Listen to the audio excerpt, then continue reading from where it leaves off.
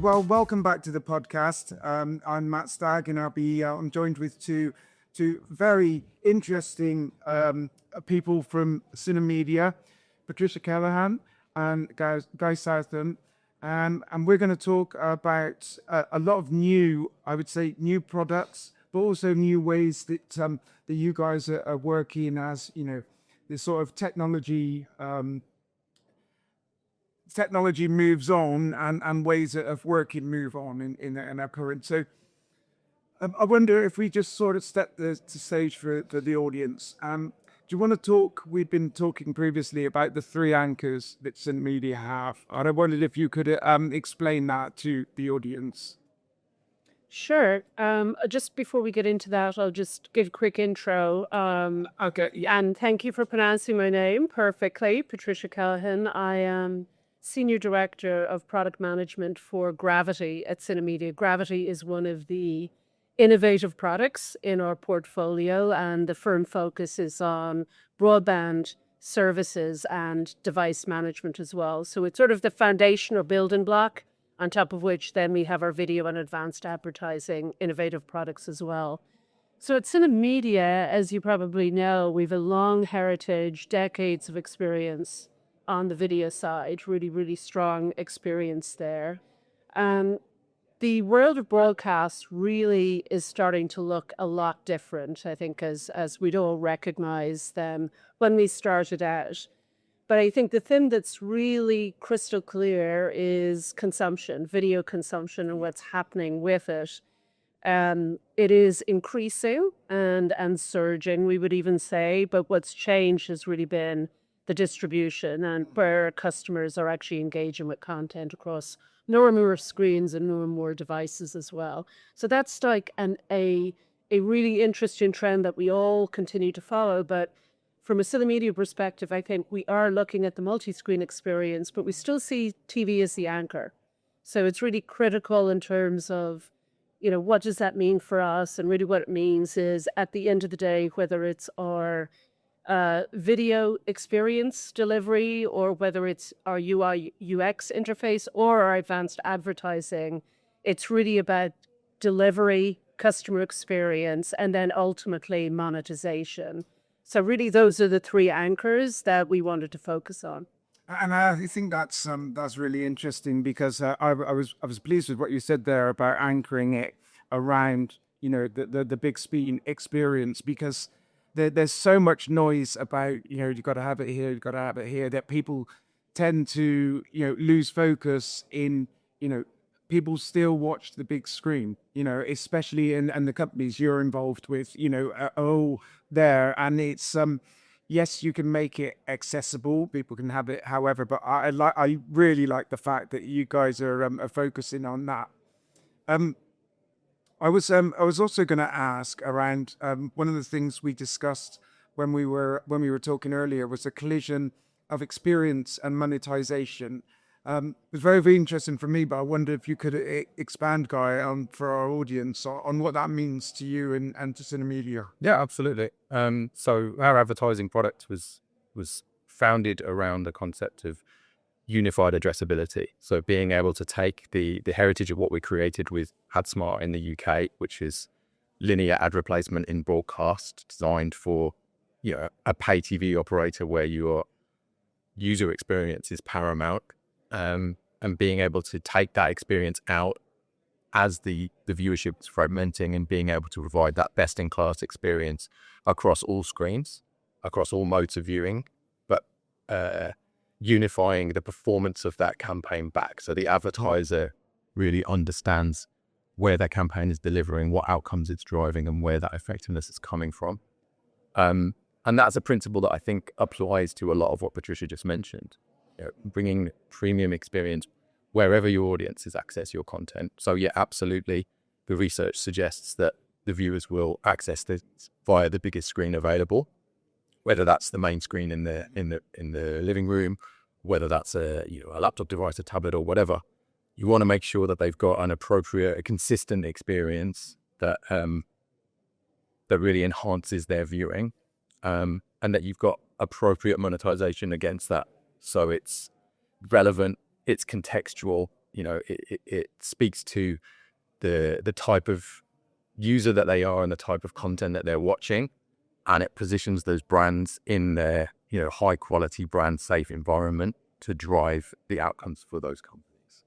Yeah, now that actually leads me very, very nicely onto one of the other things is you mentioned, and when I've seen it, I know a lot about what you guys do, but one of the things where you talked about how attention was a key metric in your company, and that really resonated with me. And I'm from XBT Sport and Warner Brothers, so the attention is an anchor is a really good way of looking at it. I wondered if you could just enlighten us a bit more on that.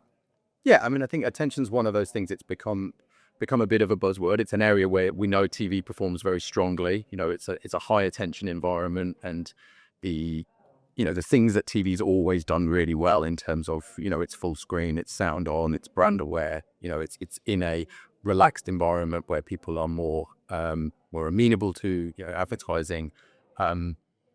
So we were going beyond getting the right message in front of the right person at the right time, but actually having to do it in a format that is impactful, that captures those high attention moments. And as I said before, that it's relevant and contextual against the content that they're watching. So now we've got, new formats as well as your traditional 10, 15, 30-second ads. We've got things that are happening around the screen inventory, whether that's, triggered by a moment in a sporting event. We know the World Cup, for example, we're going to have additional drinks breaks because of the heat in the US. Yes. How we can do that without leaving the action, but provide a relevant moment for a sponsor or for a key brand partner that's contextual to the moment in the game, but also perhaps the situation in the game. That's not something that you can schedule. That's something that's going to have to be triggered, but it's going to be a really valuable learning experience for us in terms of how we can take that and move it forward to other moments in different kinds of programming as this becomes more the norm as we go on. And I think also, just building on that topic, is really, we see really high value, obviously, on the TV platform in terms of ad serving and engagement as well. And engagement really in that context translates to value. And we know it's a very high value platform. And, that's really where, to go back to another theme, the experience, the underlying experience and platform, and protecting the integrity of the brand from a content perspective and an advertiser's perspective is absolutely critical. There's really no opportunity for, stuttering or failing. You really need to deliver against that quality and premium experience. That's someone said to me, there's no time for relaxing when you're in live sport, and we have seen. But what strikes me with Synamedia, and it came out then when we were talking, is sometimes, and I discussed this with Ben Wickham from Sky in our advice site, I see a disconnect between technology companies and the creatives that are the customer at the end, and sometimes they feel that it's being driven. But Synamedia, you understand that, you understand the moments, what that means to people, and you've got that passion that isn't just, here's a really good bit of kit, you should have it. That.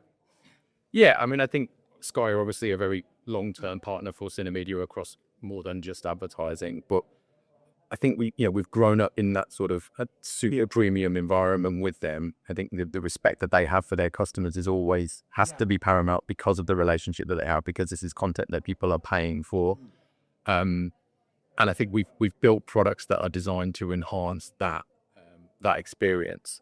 In terms of how we map storytelling to delivery, I think it's a really interesting area. I think there's a load of really cool stuff happening with AI in terms of creative generation that's lowering the barrier for getting people onto television. It's not really expensive to make a TV ad anymore. We know that TV needs to become easier to purchase, easier to transact, to better compete with digital and social platforms that are capturing a lot of that spend. But then there is critically this kind of orchestration role for the advertising technology as automation becomes more prevalent, as you're getting more volume of campaigns from those small and medium-sized businesses, so we're investing a lot of time and energy now in terms of our agentic tools to support the ad operations teams, to flag campaigns that are in need of attention in terms of making sure that they achieve their objectives, and ultimately, in the fullness of time, AI that's empowered to make the necessary changes for itself without requiring that human intervention, as we've got the high levels of confidence in it, so that you can ensure that the right message gets in front of the right people, that we deliver the campaigns in a smoother curve as possible, and we make sure we hit those advertiser objectives. And that's interesting because last year, especially here, everything was AI, and it's always been sort of agentic has been this sort of poor cousin of generative, because everyone's like, oh wow, generative, deep fakes, everyone to be unemployed and everything like that. But actually, the real work, and I see, especially in media and entertainment and production, is agentic AI taking that heavy lifting that used to be, we were talking about it, is you can give it all the jobs that no one else wants to do. Yeah, which is, and we're all in that business. We've all been sat there tagging, clips. Yeah. Wow. And I think if you don't execute again against an AI strategy that's really adding value, then you're just going to end up disrupting, right? And also taking away from the monetization focus as well. So, Gary and his team have been very focused on really finding the highest value use cases to extend the AI strategy for the advertising product, which is Iris, but very, very conscious of what that balance is. It's not just AI for AI's sake or innovation, but it's really balanced for quality, performance, and then what the value to our partners is. Yeah, and I think that's great. Is it's got to do something. You said that that's great, and the worst thing you can do in TV, is if you're working in the technology, is go into an editor and go, this is just going to solve the problem you didn't have.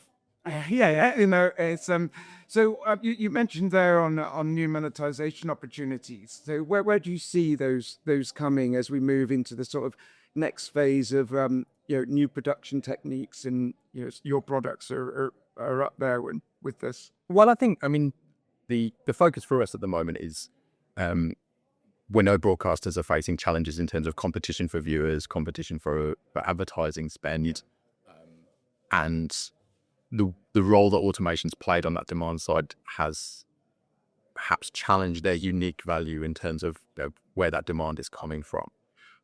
So our mantra, if you want, is to generate the highest return for each viewing session from each eyeball for those broadcasters.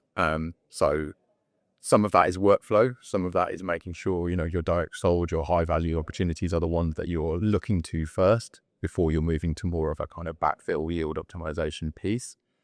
But some of it is more of those things that I described, like your contextual moments, whether that's new formats. Kind of, we've seen pause ads go from something that's a bit niche to something that's pretty much everywhere in the last 3 or 4 years. Some of the markets that we operate in are a bit ahead, I think, of perhaps Europe or the US in terms of the in-screen formats. So your L banners, your squeeze backs, your side-by-sides. We saw ITV doing side-by-sides in the rugby. I think that's an area that we think there is more opportunity for certain types of advertising, certain types of cheers worked. And I think in the right moments, again, you've got to find that balance between, is this a fast free-to-air type session where advertising is more tolerated? Is this something that is a more premium environment where you have to have a value exchange? And that's when you then come into the world of retail media. And are we doing transactional or more shoppable type advertising, offering an element of quid pro quo in terms of your segment has been selected and there is a benefit to you for responding to this specific advert, as well as the advertiser for making you aware of it. Yes, yeah, that's. I just wanted to come to you, Patricia, and where do you see now the priority for broadcasters? Yeah, so I think, from our perspective, really, it's it's about simplification at the end of the day, and simplification equaling value. I think the erosion of value is caused by what we have in, the ecosystem today, a high amount of fragmentation, a lot of different point solutions. And, I think directionally, it's really simplifying and unifying that experience from an end-to-end perspective is really key. And what that does ultimately is giving back control to the broadcasters so they can, again, deliver that best possible customer experience. Yeah, it's providing them with the tools to run their business in a much more efficient way. So if you could give your customers and potential new customers, if you could give them sort of one takeaway from where you see the industry going, because you have great insights, because you see stuff moving around from within the workflow almost. The future gazing bit's always hard, right? Yeah, that's what I always like to leave a company before they realize I didn't my applications are wrong. I think, broadcasters becoming more like platforms has to be seen as an opportunity as well as a challenge, right? I think if I look at my customer base, we started with companies like Sky that were fully vertically integrated, but now you're seeing broadcasters with their own D2C propositions with this variety of distribution. And there is an enormous amount of complexity there, but to Patricia's point, there's also an enormous amount of opportunity if you can navigate that distribution, navigate that fragmentation, and create solutions that center around the user, that put that viewer at the heart of all of your different systems, and then provide, consistent, appropriate messaging to them. I always come at this from an advertising perspective. That's what I've worked in for 20 years. But, the needs of advertisers haven't changed amongst all of this technology. To your point, this is not technology looking for a solution. Advertisers are looking to drive outcomes, awareness, consideration, transactions. And this is just a different challenge against how you deliver against those expectations. That's great. Well, I could stay chatting all afternoons. I really love what you guys do, it's being in the industry. But we're going to have to wrap up now. Patricia, Guy, thank you so much for joining us, and have a great show.